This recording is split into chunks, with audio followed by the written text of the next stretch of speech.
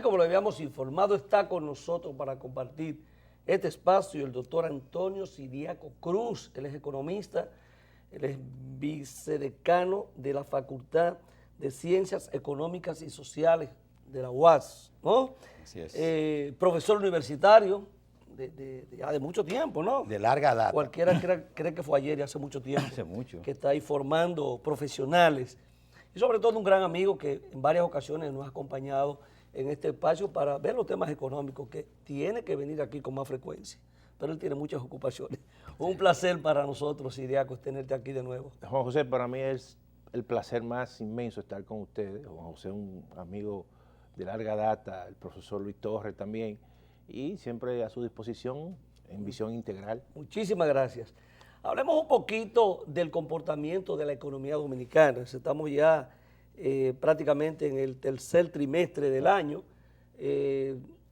Las autoridades pues ven con satisfacción lo que ha estado ocurriendo. El crecimiento de la economía se mantiene, quizá con una pequeña desaceleración, ¿verdad? Por decirlo de alguna forma. Quizá no se alcanza el crecimiento previsto a principio de año, el proyectado, pero las autoridades dicen que la economía marcha bien. ¿Cómo te evalúa ya a final de año prácticamente cómo ha marchado la economía dominicana a pesar de las situaciones internas y del contexto internacional? Mira, yo pienso, Juan José, que cuando tú comparas el comportamiento de la economía dominicana en un contexto internacional, un contexto bastante lleno de incertidumbre por la situación que todavía permanece y va a seguir ese choque entre China y Estados Unidos, que verdaderamente genera tensiones en el mundo, y la forma en que el señor Donald Trump maneja la economía norteamericana, o sea, un manejo que no genera certidumbre incluso ni en los mismos miembros del grupo de los 7. Eso fue una queja básicamente de... Lo maneja todo por las redes sociales. Por las redes sociales, y tú no sabes, no es predecible. Entonces eso genera muchas tensiones, genera mucha incertidumbre. Entonces por eso es que tú encuentras que la economía mundial ha venido creciendo, pero de forma muy lenta. La economía norteamericana posiblemente termine este año con un crecimiento de alrededor de 2.3, 2.4.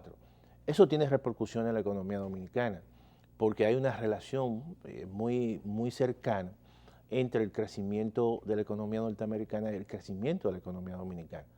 Por cada 1% que crece la economía norteamericana, esta la hacen 1.5, 1.6. Entonces, eso tiene un impacto en todo este proceso. Cuando uno observa también la situación interna de la República Dominicana, hay un elemento político, hay todo un ciclo preelectoral que tiene una incidencia en la economía, eso ralentiza las inversiones, y por eso es que en la primera mitad... Habla a veces que hay dinamización también de la economía con todos los gastos de campaña. Claro, pero ya cuando hay un proceso ya definido. Hasta ahora tenemos que el partido más grande todavía no ha definido cuál es su candidato, y eso genera también incertidumbre. Entonces, esa situación ha hecho que básicamente esa combinación de factores internos y externos ha hecho que en esta primera mitad del año la economía dominicana crezca 4.7. No es un crecimiento que es malo con respecto al contexto, pero cuando tú analizas durante los últimos 50 años, el crecimiento promedio de la economía dominicana ha estado en 5.3, 5.4. Y el crecimiento potencial de la economía dominicana es alrededor de 5.1. Por lo tanto, yo creo que ese 4.7, a pesar de que es positivo, pero creo que también genera cierto nivel de preocupación por lo siguiente. El crecimiento potencial de la economía dominicana es aquel crecimiento que te genera una cantidad de empleo que sobrepasa la cantidad de personas que entran al mercado de trabajo. Por eso es la importancia del crecimiento potencial. Si al mercado de trabajo todos los años en promedio te entran 120,000 personas buscando trabajo, tú con un crecimiento por encima del 5%, tú generas más empleo para que la tasa de desempleo disminuya. Pero si tú creces por debajo de ese crecimiento potencial, entonces hay dificultad para tú crear empleo neto y así disminuir la tasa de desempleo. Por lo tanto, yo creo que hay que tratar, y el Banco Central prácticamente ha establecido toda una batería de políticas, de estímulos monetarios comenzó con 29.200 millones, luego 5.500 millones adicionales para la construcción de viviendas y ha bajado en 2 ocasiones la tasa de política monetaria para que ésta influya en el resto de las tasas de política en el sector financiero. Y así la dinamización de la economía. Por el lado de la inversión privada y por el lado del consumo. Entonces vamos a ver cómo reaccionan los agentes a estos estímulos, porque hay ese elemento de incertidumbre hasta que no se resuelva una situación política. Entonces la gente dice, mira, por más barato que esté el dinero, por más expansión que pueda haber, por más facilidad que pueda haber, pero la gente dice, yo no quiero hacer inversiones en estos momentos, yo quiero que el panorama se aclare. Entonces, esas son situaciones que no controlan las autoridades. Y por otro lado, entonces tú tienes que la política fiscal no puede ser más expansiva porque hay un déficit. Y todo lo contrario, la idea es que tú puedas disminuir y controlar el gasto público para que ese déficit no se traduzca en mayores niveles de endeudamiento, que es un elemento que yo creo que el Fondo Monetario Internacional lo señaló en su último informe. Sí. Profesor, hay una parte, ¿verdad?, que genera cierta preocupación desde el punto de vista de lo que son factores externos, que pesan mucho, ¿verdad?, en la economía dominicana. Sobre todo que hay una polémica en los Estados Unidos, los economistas del gobierno, ¿verdad?, y los economistas y analistas de diferentes vertientes en los Estados Unidos, donde un grupo plantea de que hay visos de que la economía norteamericana pueda entrar en recesión. Y hay otros, por ejemplo, el grupo de Trump dice que no, aunque hay contradicciones entre ellos, que hay algunos que dicen que sí. Claro. En ese sentido, entonces, nosotros como somos una economía que nuestro cordón umbilical está atado a la economía de los Estados Unidos, ¿cuál pudiera ser el efecto que pudiera tener nuestra economía si real y efectivamente lo que están pronosticando, ¿verdad?, algunos economistas, de que si hay una recesión en los Estados Unidos nos va a afectar de manera negativa? ¿Y en cuáles aspectos negativos, ¿verdad?, es que nos estaría afectando en el caso de que esa recesión, ¿verdad?, camine y obviamente afecte a la República Dominicana? ¿En cuáles aspectos no puede afectar? Mire, profesor Luis Torres, yo creo que, y eso es obvio, que el ciclo de la economía dominicana está muy supeditado al ciclo de la economía norteamericana. Eso es claro, porque el 58% del destino de las exportaciones dominicanas van a ese mercado. Y estamos hablando de que el 70% de las remesas de la diáspora dominicana viene de Estados Unidos. Y hay un componente importante que sobrepasa el 30% de turistas que vienen precisamente de Estados Unidos. De tal manera que, y una parte importante también de la inversión extranjera viene de Estados Unidos. Entonces, esos motores de la economía, motores de exportaciones, en algunos casos de servicios, en otros casos como las zonas francas de bienes, tienen un mercado importantísimo con Estados Unidos.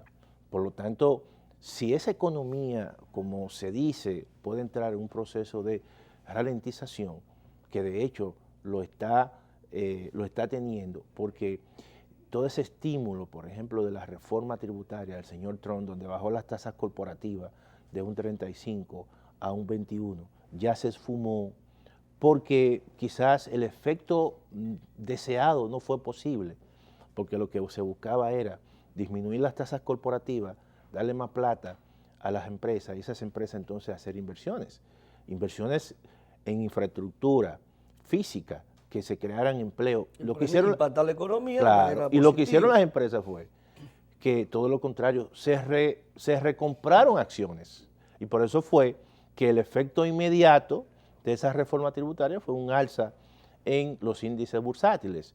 Cuando eso se esfuma, entonces lo que ha quedado ahí es un déficit bastante grande, que posiblemente ese déficit pueda aumentar entre casi en 2 billones de dólares. Y eso es una situación que está generando preocupación en el horizonte en los Estados Unidos. Y si a eso tú le sumas que la economía viene disminuyendo y además los déficits externos con China, eso ha hecho precisamente que se hable de que las curvas de rendimiento tenga una pendiente, en vez de ser positiva, negativa. La gente lo que está prefiriendo precisamente tasas de interés más altas en el corto plazo que en el largo plazo. Y eso tiene un efecto psicológico, por eso es que el señor Trump está, como nunca, está presionando a la Reserva Federal a el que él propone para que disminuya la tasa de los fondos federales. Eso nunca se había visto. Nunca se había visto, pero aún así, algo peor era que en principio él estaba de acuerdo con que en vez de bajar las tasas de los fondos federales, subieran, y ahora entonces se entra en esa contradicción. Todo lo contrario. Ahora, Entonces, lo que él vendía era la estabilidad y el crecimiento de la economía norteamericana. Encontrarse con esta realidad y esto puede llevarlo a fracasar en ese intento de ser el candidato nuevo por el Partido Republicano. Puede depender posiblemente de la nominación presidencial. Porque entonces ha entrado en un match con China. Los chinos se han percatado precisamente de que prolongar este match, más que perjudicar a los chinos, va a perjudicar al señor Trump. Lo va a debilitar. Y lo debilita ante un proceso eleccionario que se acerca. Trump ha querido llegar a un acuerdo previo a las elecciones para vender eso y decirle a los demócratas, miren, yo llegué a un acuerdo con China, pero ustedes no. Los chinos se han dado cuenta, entonces le están prolongando el juego. Entonces es una especie de teoría de juego, de estrategia de juego. Y eso tiene repercusión en la República Dominicana, porque hay un segundo elemento. No solamente la República Dominicana, el principal socio comercial es Estados Unidos. El segundo socio comercial de la República Dominicana es China, no es Haití. Haití es el segundo mercado de destino de las exportaciones, pero cuando tú le sumas las importaciones, el intercambio comercial entre China y la República Dominicana es mucho mayor que entre... ¿Cuánto más o menos en este momento? Bueno, en este momento estamos hablando de casi 3.000 millones de dólares. Claro, las exportaciones dominicanas hacia el mercado chino se han venido incrementando y han pasado de menos de 100 millones a 300 millones de dólares. Entonces, obviamente, y eso que no ha terminado el año, yo creo que en ese sentido, si uno observa ese crecimiento, es un crecimiento de casi 250%. ¿Y cuál tiene más impacto? ¿Cualquier reacción de la economía norteamericana o esa facilidad de que en estos momentos está recibiendo la República Dominicana de los chinos? ¿Cuál tiene más impacto? Todavía Estados Unidos es una realidad, o sea, por muchas razones, por las razones que te he mencionado. No solamente las exportaciones de zona franca que van a ese mercado, es que viven también casi 2 millones de dominicanos y envían prácticamente una parte del 70% de las remesas, que estamos hablando de 7.000 millones. El 70% viene ahí. ¿Qué puede ser más o menos del PIB? No, esa remesa es alrededor casi un 7, 6.5, 7%, es mucho. O sea, no, y el vínculo comercial. Claro, y el vínculo comercial, el vínculo cultural. Lograr aquello es un proceso. Claro, es un proceso y de largo plazo. De largo plazo. Es muy largo plazo. Es una realidad que tú tienes. Claro. La cercanía con Estados Unidos. Eso no se puede discutir. Que históricamente. Claro, eso no se puede discutir. Y entonces lo que pase allí tiene repercusiones en la economía dominicana claramente. Cuando la economía dominicana el año pasado creció a un 7%, la economía norteamericana creció un 3%. Oye bien, creció un 3%, entonces eso tiene un impacto importante. Si la economía dominicana en estos momentos tuviera una proyección de crecer un 3, un 3.1, esta economía tuviera mucho más, con un nivel de crecimiento mucho más alto. Entonces eso hay que tomarlo en consideración. Mire, vamos a hacer una pequeña pausa y en breve retornamos esta interesantísima conversación con usted. Así que nos vemos ahora.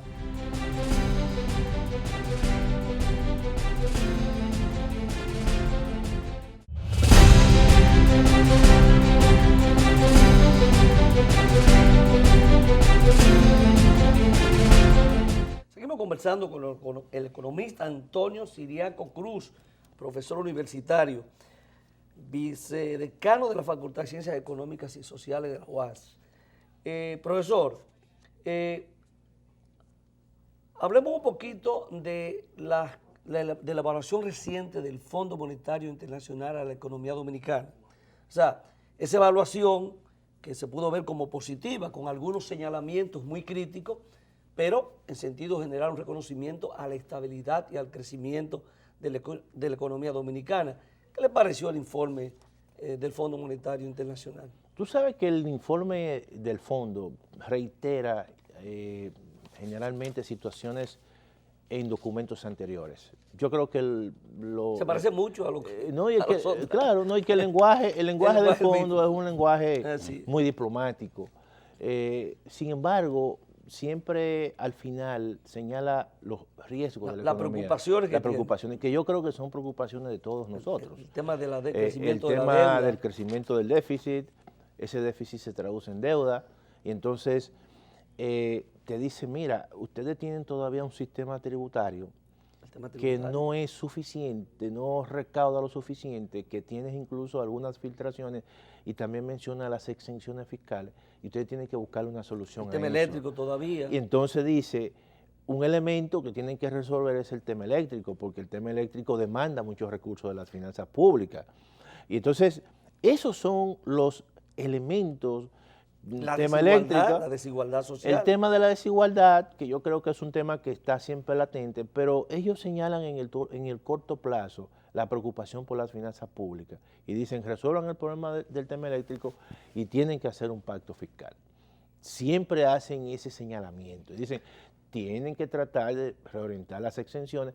Yo creo lo siguiente, mira, yo creo Como que uno, o sea, te hacen el señalamiento, como que vuelven y lo hacen, como que ellos entienden que no se toma ninguna decisión. No, porque generalmente esas informaciones, tú sabes que mediante el artículo 4, Exacto. ellos cada 2 años generalmente hacen su evaluación y se encuentran con ese problema, misma realidad. con la misma realidad. Tú sabes que eso tiene un impacto político. Generalmente En la toma de decisión. tú hablar de un pacto fiscal ahora, tú sabes que no Medio se de va. un proceso. Mediante un proceso preelectoral y luego electoral, entonces eso no se va. Eso se va a dejar al próximo gobierno, que yo creo que tiene que necesariamente no hacer un pacto fiscal, yo creo que hay que hacer un contrato social. Aquí hay muchas leyes que hay que revisar. Por ejemplo, la ley de la seguridad social, hay que revisar esa ley. Tú no puedes tener intermediarios con margen importante de ganancia, porque eso le quita capacidad incluso a el usuario para tener mejores prestaciones, pensiones, mejores servicios de salud. Y yo creo que eso es un elemento que hay que revisarlo. El tema, por ejemplo, de la estructura tributaria de la República Dominicana. Ya, tantas Tú no exenciones. puedes tener exenciones que sobrepasen los 222 mil millones de Eso pesos. es una cifra que... Entonces eso Respetada. es 3 veces el déficit. Eso es 3 veces el déficit. Exacto. Entonces tú tienes que ver cómo reorienta ese tipo de apoyo. No es que tú no dejes de darle apoyo, todo lo contrario. Yo creo que aquí hay que focalizar esos apoyos. ¿Por qué? Por ejemplo, en el caso del sector quizás de lo más dinámico que es el turismo, todavía tiene exenciones. Desde los años 70. Entonces, claro, tú no puedes... Las zonas francas. Las zonas francas. Las zonas Pero francas. en el caso del turismo, mira, hay algo interesante. Tú no puedes darle el mismo tratamiento a una inversión turística en la zona este que en la zona sur. Claro. Porque la zona sur Un polo que hay que desarrollar. tú necesitas desarrollarlo. Entonces allí tú le puedes dar el 100% de las exenciones. la exención. Pero aquí Como no. algunas empresas que se O han algunas instalado. empresas que se instalan allá y seguir Exacto. con eso. Eso hay que mantenerlo. Entonces, eso es un elemento importante. El tema, por ejemplo, de la base tributaria. Tú no, ya este sistema Ampliarla más, ya. no aguanta mayores tasas impositivas. Ahora, tú tienes que ver sectores que definitivamente pueden aguantar una mayor ampliación de la base, ¿verdad? Que están exentos, por ejemplo, del impuesto sobre la renta o que están exentos en muchos casos del ITEVIS. Y eso hay que verlo con mucho cuidado porque en cierta manera tiene un impacto importante y por eso es que hay que, siempre yo he dicho, que hay que utilizar el pacto fiscal como un contrato social, no solamente incorporar la parte impositiva, sino también otras leyes, revisar incluso la misma estructura y el tipo de gasto que se hace en la República Dominicana. Todo eso es lo que le va a dar legitimidad a ese tipo realmente de reforma, porque si no la gente lo que va a pensar que va a ser una simple reforma tributaria o aumento impositivo, entonces la gente no le gusta eso, la gente sencillamente se resiste a esa. Entonces hay que entender lo mismo de siempre. Entonces hay que buscar un relato para eso. Tú tienes que convencer a la población de, mira, yo necesito esos recursos, pero lo necesito porque lo voy a invertir, por ejemplo, en los hospitales. Tú no puedes aquí tener una inversión del 1.8 en salud. Y yo pienso, que el próximo gobierno que venga, su gran hándicap no va a ser la educación, va a ser que va a meter el 5% a la salud. Porque eso es una demanda el social. presupuesto de educación. El presupuesto de educación fue más construcción que otra cosa. No, pero está bien, porque si tú me dices que se necesitan más aulas, perfecto, pero eso no es para toda la vida. Exacto. Se supone que tú tienes que revisar eso porque tú tienes entonces que entrar a una fase de la calidad de educación donde tú le aumente la formación, las capacidades al profesor. Ya tú le has aumentado el salario, le has mejorado las condiciones de vida, pero ahora entonces vamos a darle más capacitación, porque eso es lo que se necesita en un periodo. Yo creo que todo eso se programa. Por lo menos hay un porcentaje, un esfuerzo importante de la sociedad y del gobierno para el sector educación. Ahora le toca al sector salud, que es un sector importantísimo. Nosotros no podemos estar aquí de que en los medios de comunicación constantemente salga una persona que necesita $100,000 para una operación. O sea, no puede ser. Y menos. O menos. Es como que estamos viviendo en una sociedad que todo el mundo dice que le va bien, pero en realidad tú te encuentras con estas contradicciones. No, tenemos que tener un sistema de salud que cuando una persona tenga ese problema, que vaya al estamento, no, mire, su operación está totalmente cubierta.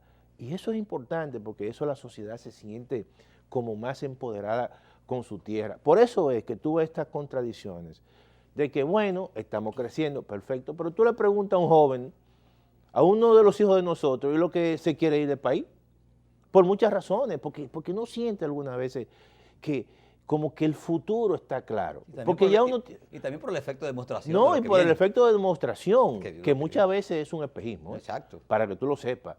Pero yo lo que quiero... hace mucho daño. Pero hace daño. Y lo que uno quiere es que esa persona se sienta bien en su país, que piense que su futuro está garantizado y que esté asegurado. Entonces, cuando tú le tienes una educación pública de calidad, bien, y cuando tú le tienes asegurado una salud buena, cubierta. Y oportunidades de empleo. Y que entonces él vea que tiene un sistema de seguridad social que le pueda garantizar una pensión dignamente. Dice, ¿qué yo voy a hacer para Estados Unidos? Este es el país ideal. Este es el país ideal. Oye, Juan José, nosotros hemos generado los recursos para eso y yo creo que hay que hacer un esfuerzo para eso. Entonces, eso es lo que yo veo que nosotros tenemos que aprovechar. Y más que un pacto fiscal, hablar de un gran contrato social para la sociedad dominicana. Mire, antes de que se me olvide esta parte que tengo, que me inquieta, y fue ver, digamos, las opiniones del sector empresarial sobre el último informe del Banco Central. Ya. Y cuando uno ve la preocupación que tienen los empresarios en ese sentido, y señalan, ¿verdad?, una serie de aspectos que ellos entienden que lo dice el Banco Central, pero más a lo que es el informe que hizo el Fondo Monetario Internacional. Claro. Le dieron mayor relevancia a ese aspecto en ese sentido. De ahí se deriva entonces la pregunta. Si el Banco Central, por un lado, está diciendo un desempeño más o menos de la economía, digamos, pasada. Sí, claro. Y los empresarios están diciendo, esa es una parte que tiene muchos elementos que son dignos, que son de preocupación para nosotros los empresarios en ese sentido. Claro. Entonces, ¿cuál debe ser la respuesta a nivel de las autoridades frente a ese cuestionamiento que están haciendo los empresarios a la luz de las informaciones y del análisis del Fondo Monetario Internacional? Mira, yo creo lo siguiente, nunca espere que el Banco Central esté hablando de pesimismo. Tú no vas a encontrar eso. Claro. Porque no es su papel. Yo creo que el papel de nosotros, que estamos incluso en la academia, que también hacemos comunicación, el caso de ustedes, es ser independiente en los criterios, es decir, las cosas. Entonces, tú vas a encontrar, por ejemplo, que verdaderamente los empresarios se preocupan porque están asumiendo una posición, vamos a decir, como debe de ser, porque lo va a afectar a ellos, va a afectar la dinámica empresarial. Entonces, el Banco Central lo que tiene que vender también es optimismo, porque eso es un intangible, eso es un factor productivo. En sociedades donde hay recursos, pero la gente no tiene certidumbre, entonces la inversión, eso lo dijo Keynes, el famoso espíritu animal, animal spirit. O sea, si eso, cuando eso se sale, entonces la gente invierte, el empresario invierte, pero cuando hay una situación de incertidumbre, mira, por más recursos que tú le des, por más política de estímulo que tú hagas, por más disminución en las tasas de interés que tú induzcas, la gente dice, yo voy a esperar otra situación, otro momento para invertir. Eso es lo que está ocurriendo en la economía dominicana. Eso también es lo que el fondo ha dicho con problemas estructurales, no coyunturales, estructurales. Señores, atiendan esos problemas estructurales porque son problemas que en cualquier momento hacen que la economía dominicana pueda revertir su tendencia. Entonces yo creo que los empresarios no son tontos. Los empresarios están básicamente preocupados y una preocupación real. Claro, tú no vas a ver que el Banco Central vaya a decir, no, la cosa está mal. No lo va a decir, porque no ha sido la tónica y mucho menos en esta gestión, obviamente. Que del amigo Albizu lo que sencillamente usa muchas veces la política de crecimiento como una política de marketing político. Mire, hemos llegado al final del espacio, o sea, realmente nos quedan muchos temas. Yo pensaba que lo quedaba una mitad. No queda. Es como muy rápido, como yo vengo aquí es muy rápido. Pero usted es una clase de economía que da, yo que usted lo venga ahí, la gente aprende bastante, así que lamentamos que el tiempo se haya acabado. De todas maneras, pues usted tiene que venir con más frecuencia, porque se nos quedan muchos temas siempre. Sí, Juan José. Así es que cuenta conmigo, ha sido un profesor. placer tenerte de Igual. nuevo en nuestro espacio.